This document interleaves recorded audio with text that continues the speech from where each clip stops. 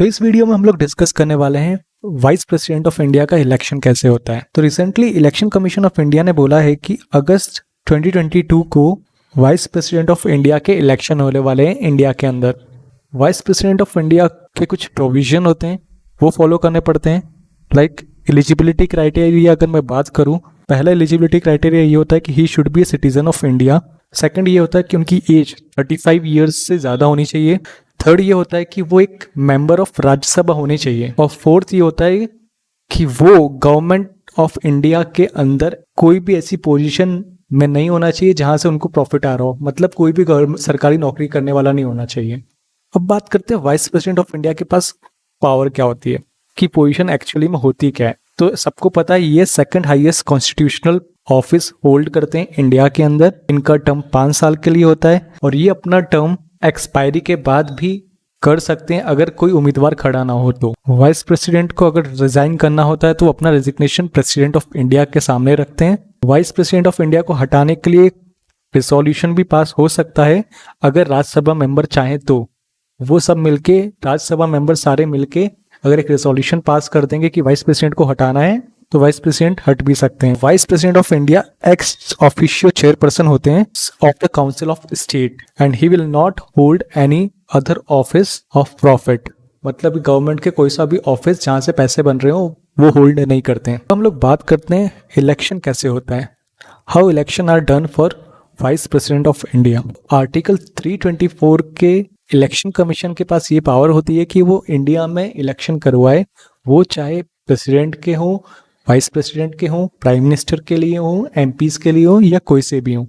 तो ये power election commission को आर्टिकल 324 देता है। इसी आर्टिकल के अंदर एक सेक्शन आता है, सेक्शन 43, जिसमें presidential and vice presidential act है 1952 के, जिसमें लिखा गया है कि प्रेसिडेंट और वाइस प्रेसिडेंट का इलेक्शन कैसे कराया जाए। जो इंडिया में इलेक्शन होने वाला है वो 16th वाइस प्रेसिडेंट के लिए इलेक्शन होने वाला है।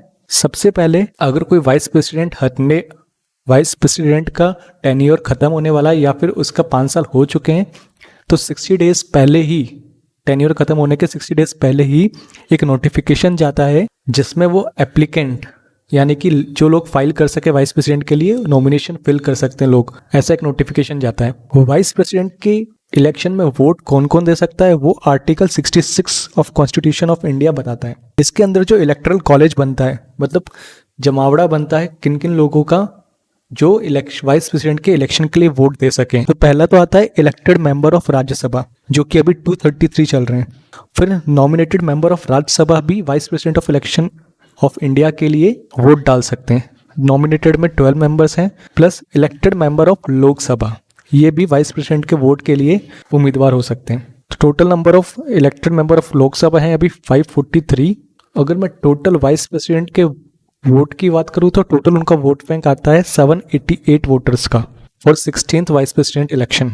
अब ये लोग वोट कैसे देते हैं, तो ये जो पेपर है, इस टाइप का पेपर उन सभी कैंडिडेट को मिलता है जो वोट डालने जा रहे हैं। उस वोट बैलेट पेपर में ये लिखा होता है candidate A, candidate be, candidate सी, और उनके आगे लोगों को प्रेफरेंस ऑर्डर में नाम लिखना होता है कि जैसे कि फर्स्ट इसको मेरे को चुनना है, सेकंड इसको चुनना है, थर्ड इस कैंडिडेट को चुनना है। ये सारे नंबर्स में होना चाहिए या रोमन नंबर्स में होना चाहिए, लेकिन ये कोई भी वर्ड्स में नहीं होना चाहिए। लाइक 1 ONE लिख दिया किसी ने, TWO लिख दिया, ऐसा नहीं लिखना होना है।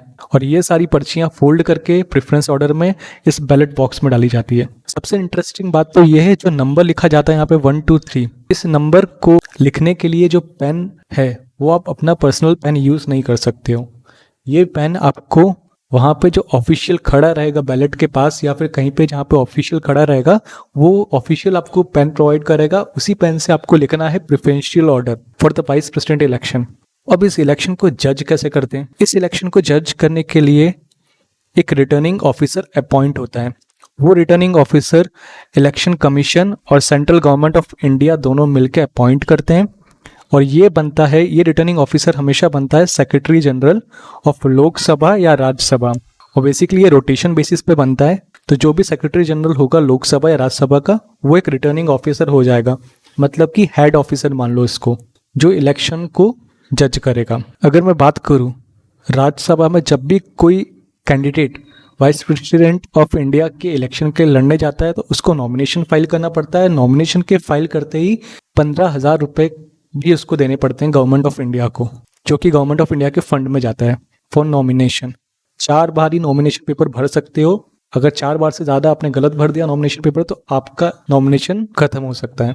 और आर्टिकल के रूल 8 के अकॉर्डिंग जो भी वाइस प्रेसिडेंट ऑफ इंडिया का इलेक्शन होता है वो पार्लियामेंट हाउस के अंदर ही होता है। इस टाइप से एक बैलेट बॉक्स रखा जाता है, ये सारे ऑफिसर बैठे हुए हैं और यहाँ पे सब आके अपनी अपनी पर्ची डालते हैं, यहाँ तक कि प्राइम मिनिस्टर भी अपनी पर्ची डालता है। इस टाइप से वोटिंग होती है। तो वाइस प्रेसिडेंट ऑफ इंडिया के इलेक्शन में आप अपना खुद का पेन भी यूज़ नहीं कर सकते हो। और टोटल नंबर ऑफ वोटर्स मैंने बता दिए हैं, कौन कौन हो सकता है वाइस प्रेसिडेंट ऑफ इंडिया के लिए वोट देने के लिए एलिजिबल। तो वो elected member of Rajya Sabha, nominated member of Rajya Sabha और elected member of Lok Sabha. Total इस साल 16th वाइस प्रेसिडेंट इलेक्शन के लिए टोटल वोटर्स हैं 788। अगर ये वीडियो पसंद आ रही है तो लाइक करो, शेयर करो, क्योंकि एक वीडियो की इन्फॉर्मेशन जुगाड़ने के लिए बहुत टाइम लगता है और सबसे ज़्यादा ये यूज़फुल उन लोगों को होगी जो पढ़ाई कर रहे हैं अभी। पिक्चोरियल